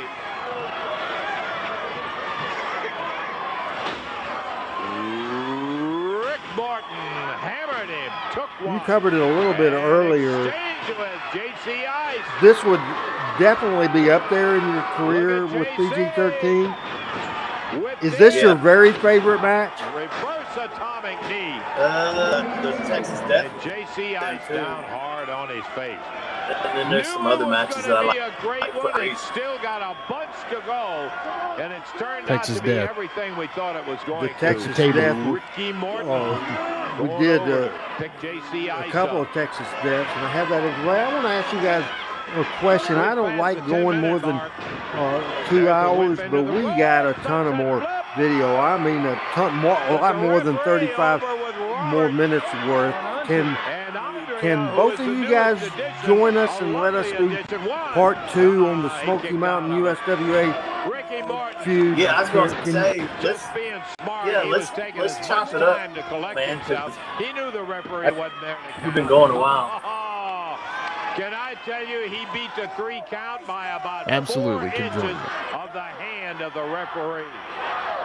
Is that cool, Randy? You want to do that? Yeah, I try to get 2 hours out of this. Do you guys have 30 more minutes? That's a mistake. Cool. Referee distracted. Watch what the rock and roll will do. Double suplexes. I gave you 2.5 hours the other night. And Robert Gibson. You did? The other day. It seemed like it to me. No, it's an hour. Maybe an hour and 15. Robert Gibson, one Okay, yeah, that's fine. World Tag Team Champions backs up GC. Whips him in, ice, baby.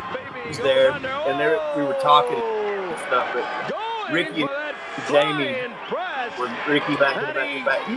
And then it looked so good because they both rode very similar punches. And now look over on the other side of the it ring. was Ricky good. Morton Short holding up right. JC, while Andrea, the new addition to the Rock and Roll Express, puts up 2 cents in the thing.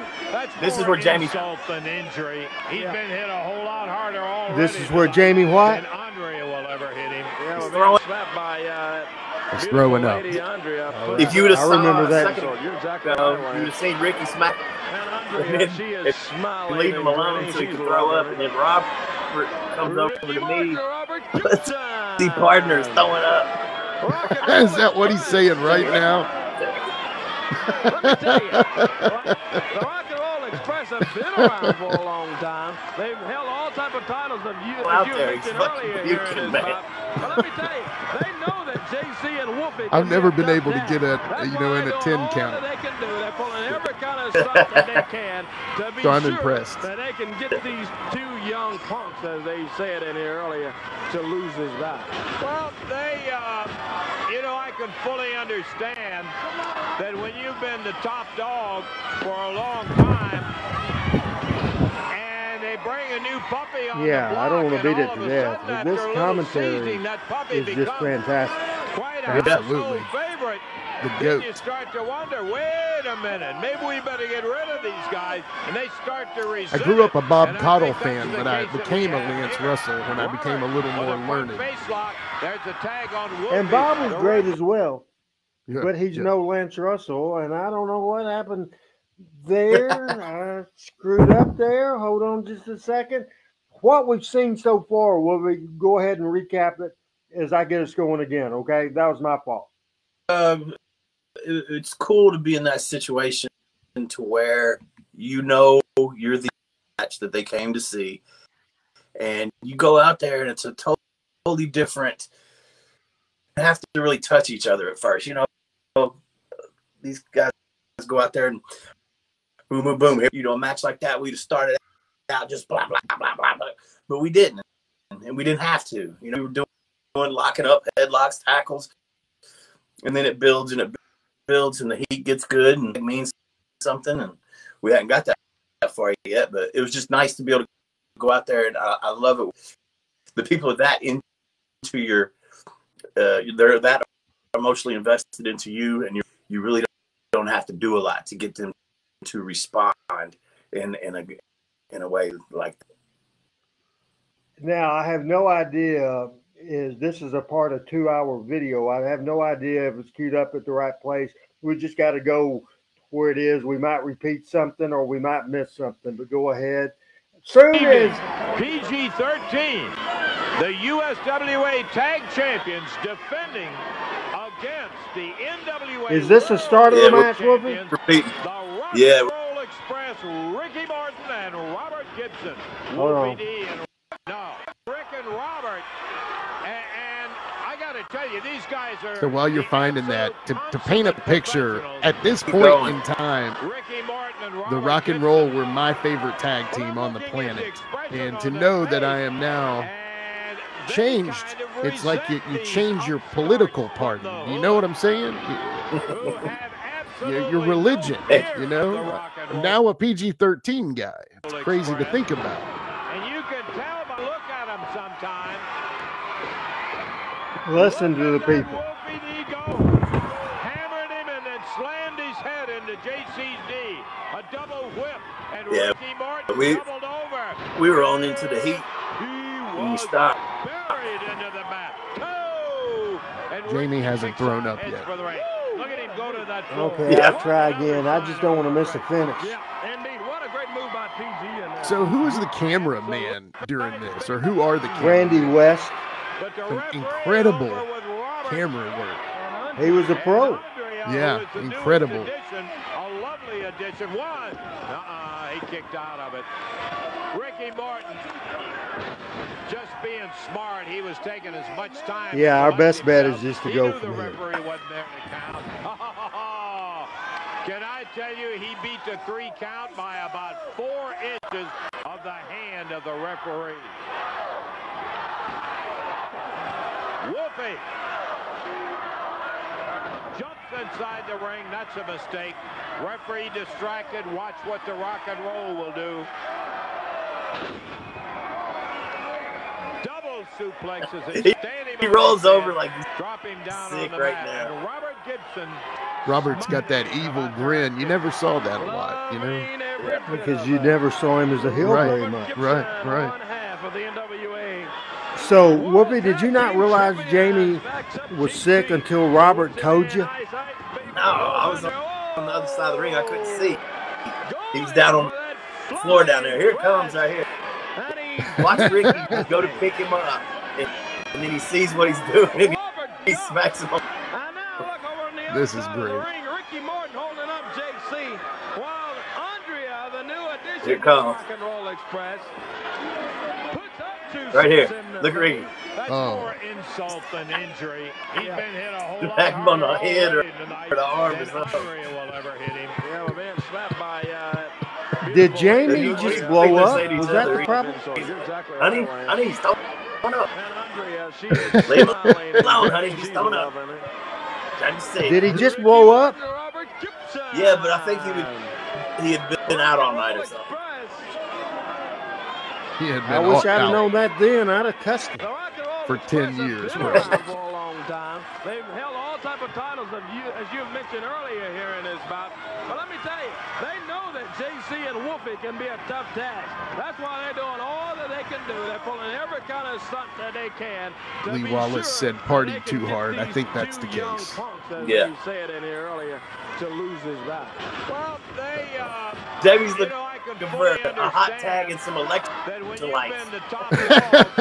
a long time, and they bring a new puppy on the block, and all of a sudden, after a little seasoning, that puppy becomes quite a household favorite.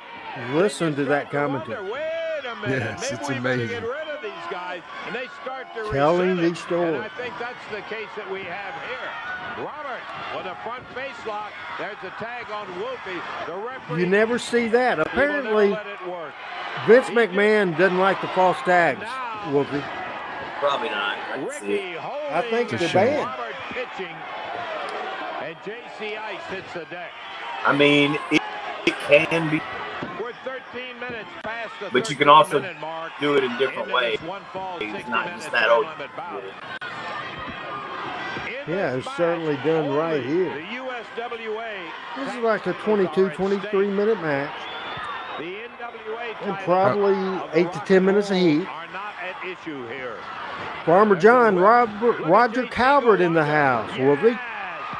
Now the last time they caught him with a foot before he could ever reach him. This time he Now was watch too this. quick. The people want this tag so bad. Down on the mat. Great move. PG Jamie 13. fighting up. Wolfie hanging out far as he can. Betrays the fact he don't know where he is. He goes over. He's at the wrong place. Does the flip. Makes the tag. Here comes the Wolfman. Now watch this finish, folks. One to the other. Now we've got all four in. We don't want to see this match disintegrate into a street brawl. Look at Wolfie. 1, 2. And right at the last minute, Ricky Martin kicked out. Now it's a double whip. What a backdrop. Yeah, that's what I was about to say. That was beautiful. Wolfie D down on the floor when Ricky up climbs the ladder. This is Wolfie's spot. The miss from the top. Number 1. Here's Jamie. Miss from the top. Number 2. Here's Robert. Look at that positioning, though. That's what I'm impressed by. You don't see that, right? 3 missed and Wolfie missed. You see that complete front flip. Robert Nice bump. This Everybody else fucking laying on their feet and shit. kicks Wolfie D. Good night, Corey. Oh boy, I thought you were about to say 3 because Is Jamie going out again? A great bout. A night to remember. Louisville Guards in Louisville, Kentucky. Come on, ref, you're missing it. He's got him over there, Bill. Well, that was supposed to happen at the same time. Right. Ross has got a lot to keep up with in this thing. Very hard job. Look at that. The powder. Andrea dumps a whole handful Wolfie hasn't came back down since. Oh, wait. right in the eyes of Wolfie D. Morton covers 2. He sees all that powder. He's asking He threw the wrong bag. what's that stuff in Wolfie's eyes? Was that like in Beavertown where you caught the whole film canister? In the... He had a 3 count. Gibson goes Beaver over, Dam. grabs Wolfie Beaver D. Dam. Or Beavertown. Why not? Referee taking Robert out.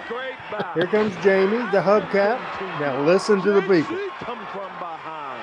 Now Morton with a hubcap. He got it. Yes. 1, 2, 3, 16, 33 lands. No, what really puts this over right here? The lights on us.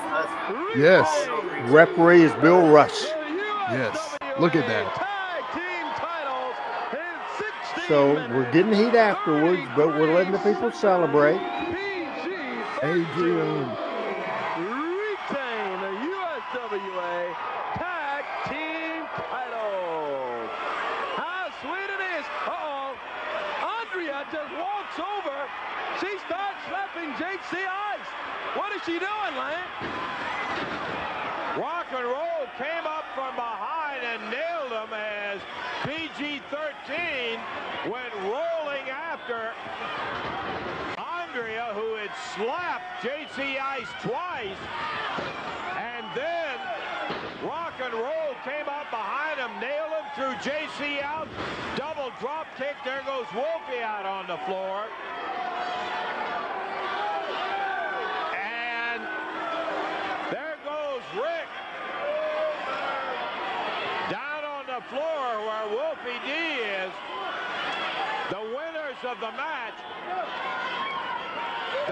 rules of the match are PG-13.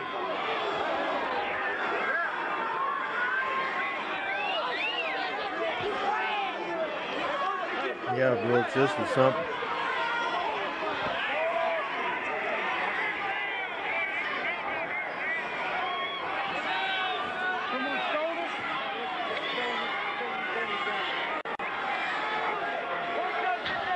Robert Gibson coming around.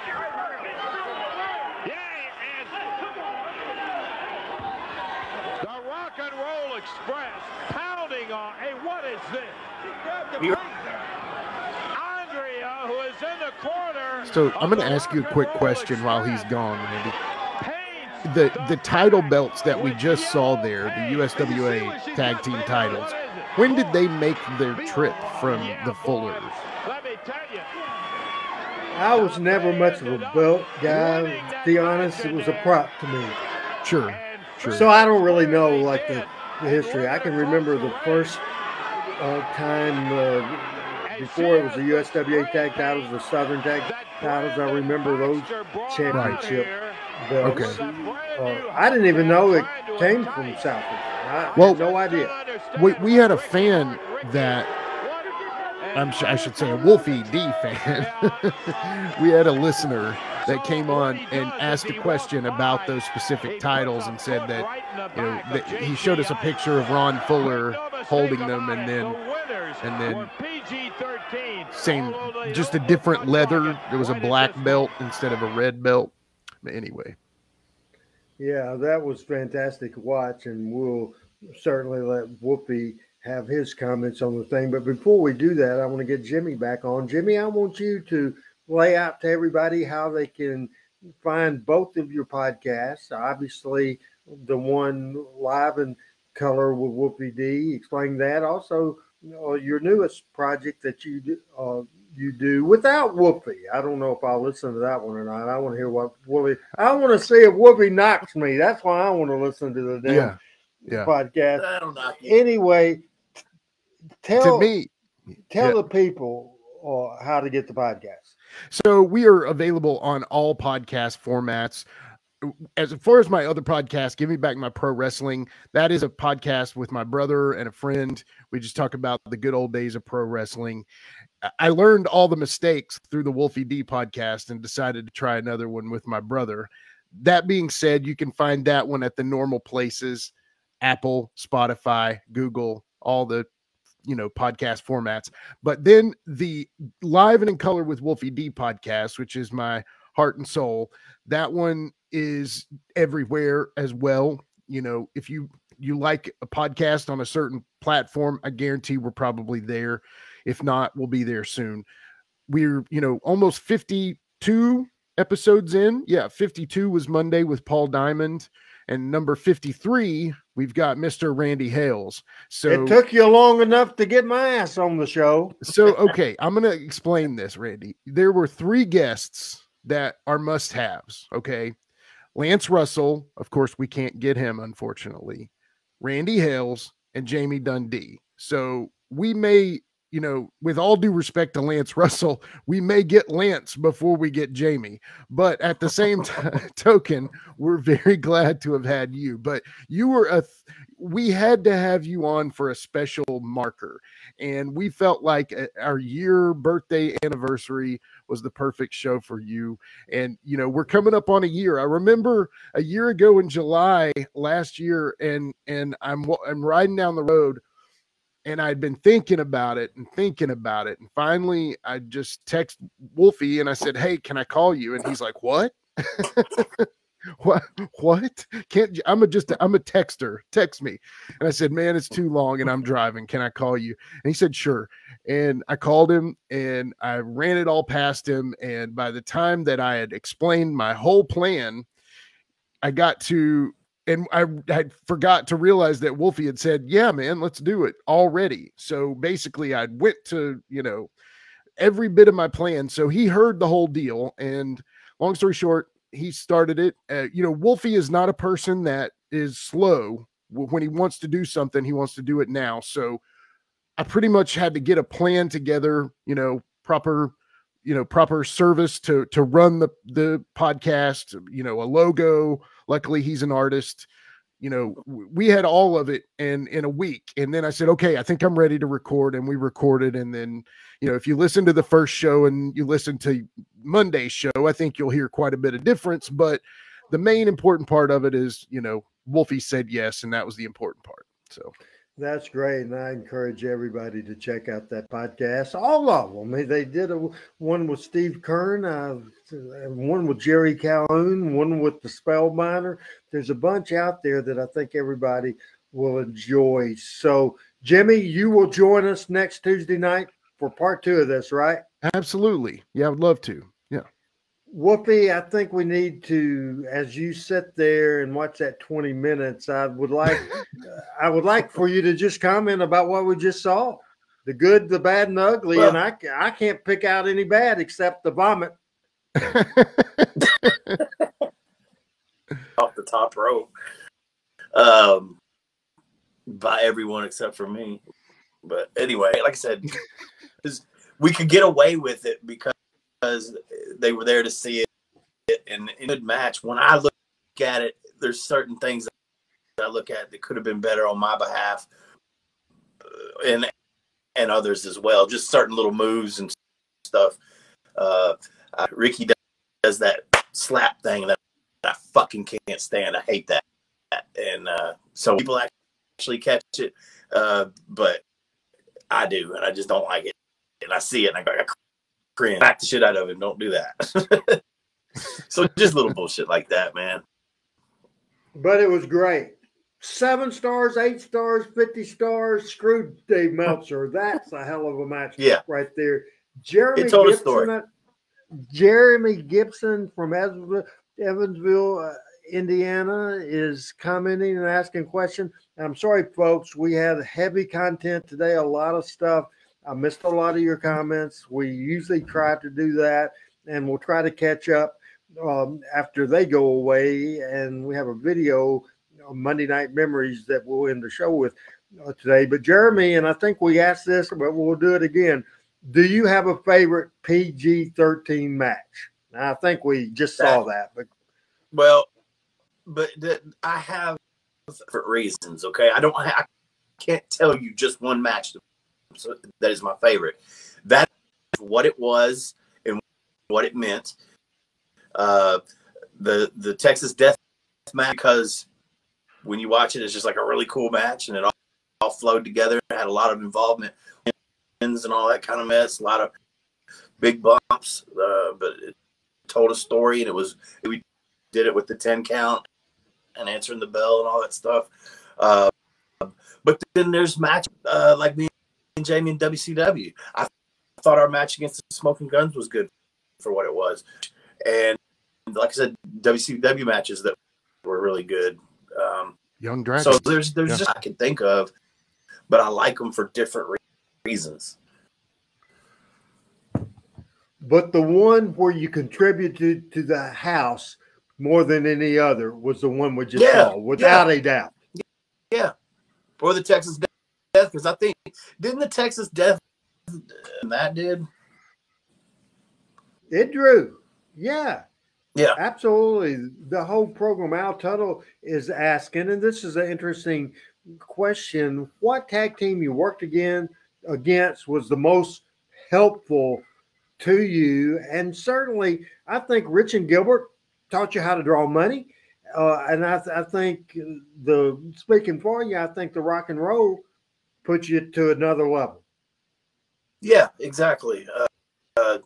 They in teaching us how to get over, like you said, it was steps. It was got us over. Tommy and Doug taught us how to be in an angle and draw some money, and solidified us as legit. And so now we'll get in to the Rock and Roll Smoky Mountain, but I want to end with this: a very significant night in Louisville, Kentucky. It was the blow off in Louisville for that program. We went, me, you, Frank Morrell. We drove to the Louisville Gardens. We tell this story on the podcast. Then they had something pretty significant happen to you. So either me or Frank, certainly I don't think you had a driver's license at the time, so I don't think we let you drive back. But we got 150 miles an hour as fast as the car would go. I think it was a 92 Cadillac back in the day, but we rushed that son of a gun getting back because something significant happened in your life that we rushed back for. And let's end your part of this show with that story. Yeah. So the night before, I was somewhere up in, and my girlfriend at the time was pregnant, and her water broke. I drove Daniel Boone Parkway all the way to Bowling Green, down to Nashville, got her, and went back to the Gardens for that main event. And while I was in the ring, she was born. We went straight back, and as I talked on ours, a lot of people might think that that's cold, and I know they're against me these days for it, but it was a different time, and some of that. But it was. I had to do what I had to do. You don't, or you didn't. Let's tell everybody that date. It was, I believe, in August, and it was in 95. August the 6th. August the 6th, 1995. So hopefully, Casey, if you blame anybody for your dad not being there, the evil, mean booker booked him and said, you have to go. You have to go. You're drawing the house tonight. You got to go. I really didn't do that. I didn't have to do that, but I would have. I was saying, man, you can't miss this match. What? Yeah. But I didn't have to say that. But that's just the way. It's just altogether changed. So, are you going to agree, just like Jimmy agrees, that we can deep dive again on the Smoky Mountain program, where we have a whole show to do that? Can you be with us next week? Yeah. Yeah, no problem. Jimmy, nice to meet you. The Thank you, podcast Randy. was fun, and this was a blast. I'm glad you liked doing the show, and I'm glad you finally freaking figured out the technology. I don't know if you bought a new internet or what the hell happened. Well, it was my wife's office, and I usually go there to record the podcast, and apparently we're having a connection issue in my wife's office. It's not her fault. It's something to do with my computer probably. But anyway, long story short, she allowed me to come to the downstairs office, and that is what helped out. So very, very good. Thank you both so much. Check out Live in Color with Wolfie D. It drops Monday. It's all over the place now in the archive, but I think there's the graphic there, and Wolfie, I'm sure, put that together.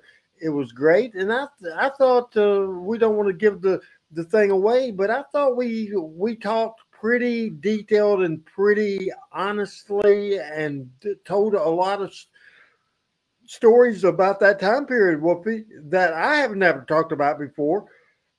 I thought it was a very interesting. You'd be a good Lance Russell, Wolfie, and you too, Jimmy. Y'all got stuff. Y'all got shit out of me.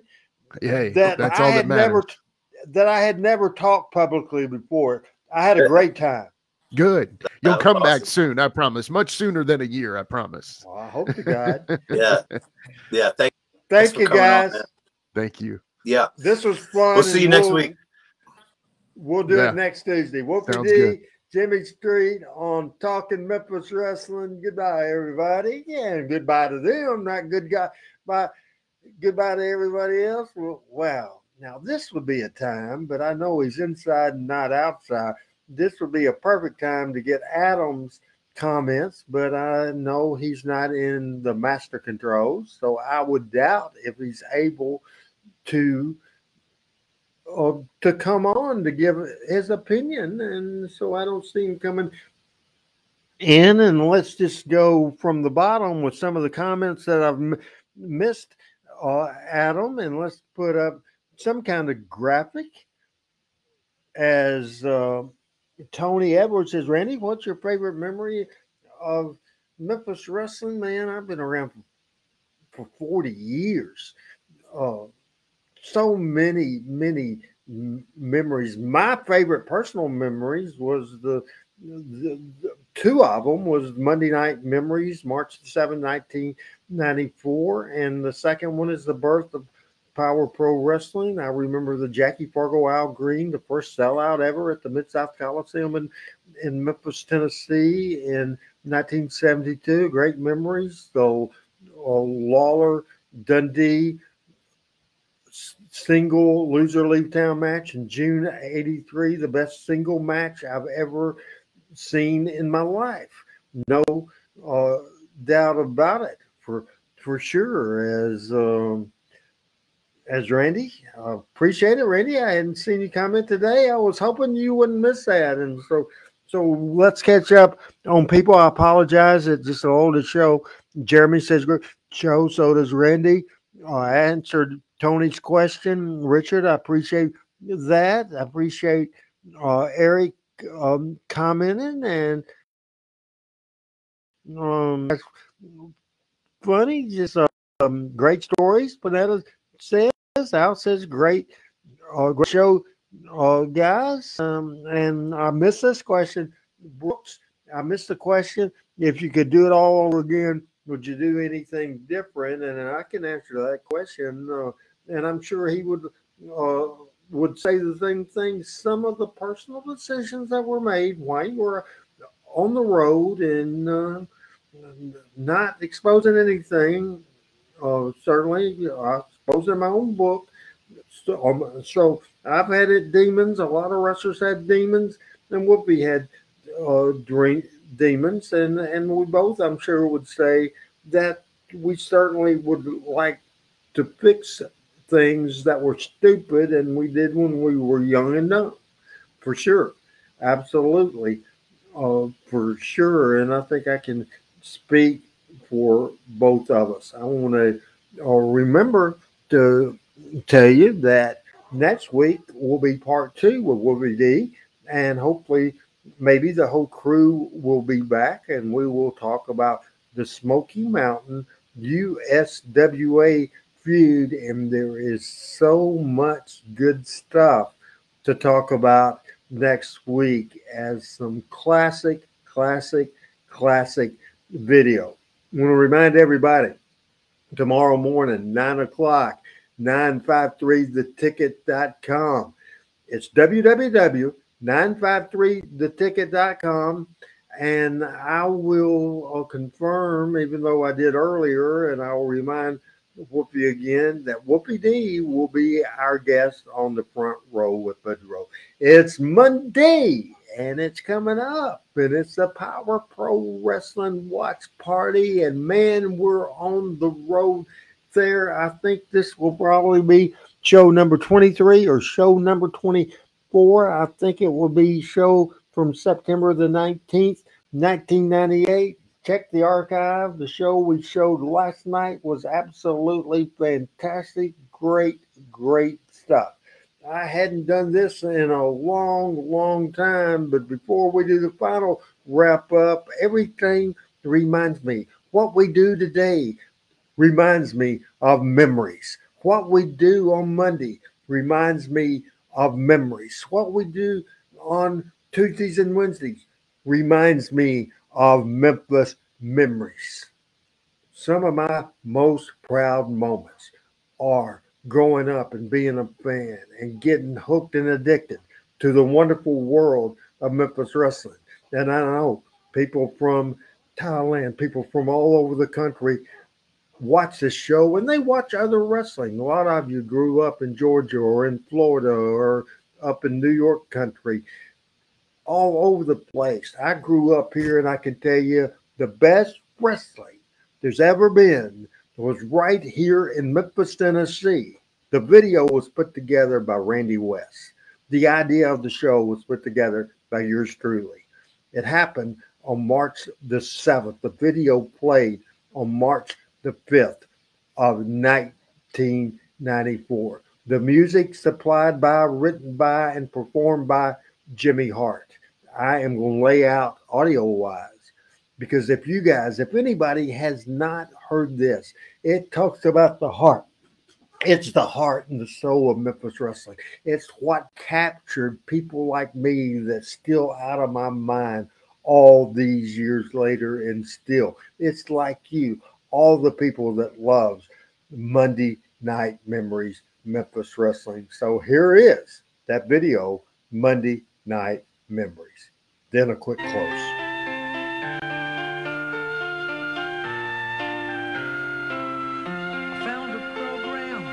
Stuck back in my drawer. It was faded, it was torn. I couldn't wait till I looked inside. Some are gone, some are still alive. I watched them every Saturday on TV. I couldn't wait till they climbed in the ring. Monday night memories are all I have to remind me of you. Jerry Lawler, he's the king.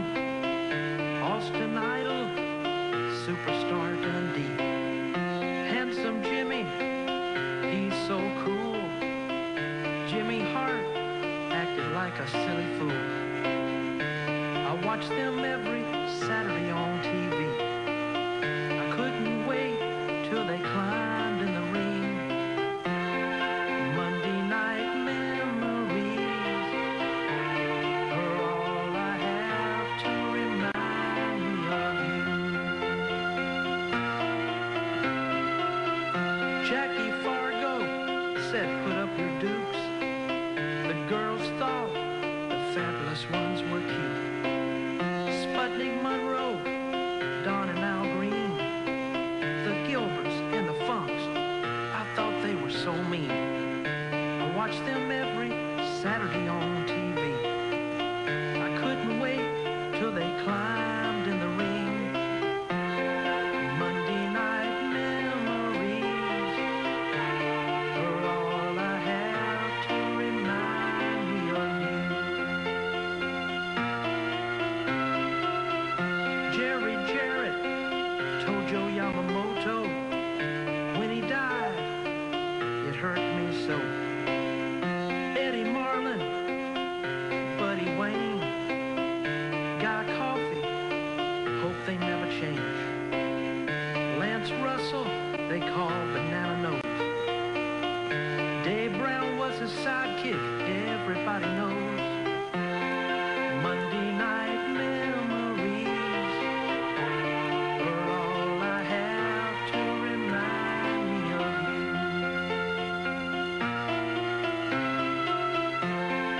Monday night memories are all I have to remind me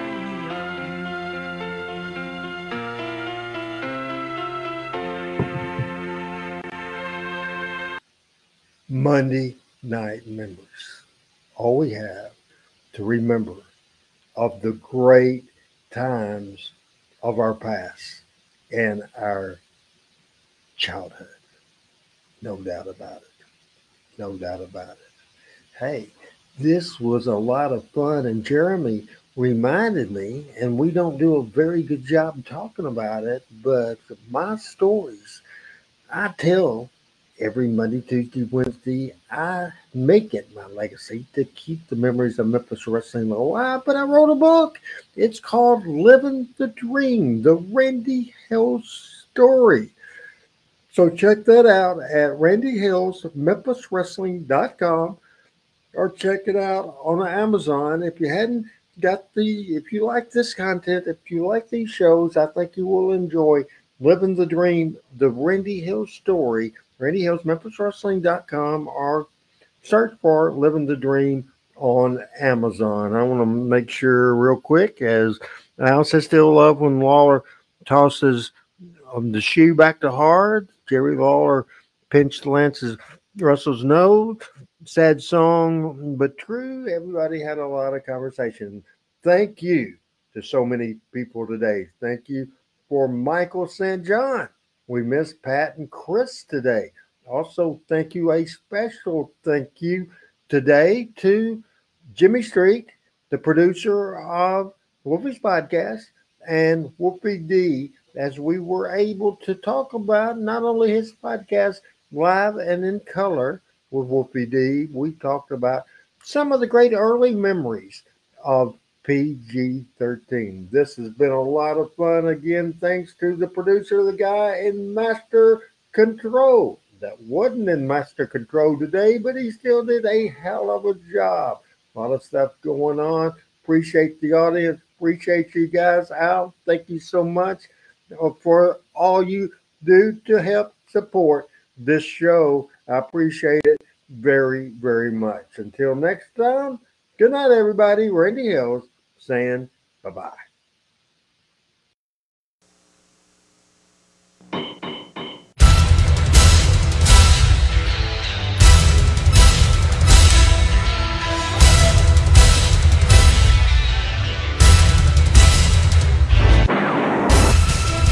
Living the Dream, Memphis Wrestling, The Randy Hill Story, is available now at randyhillsmemphiswrestling.com.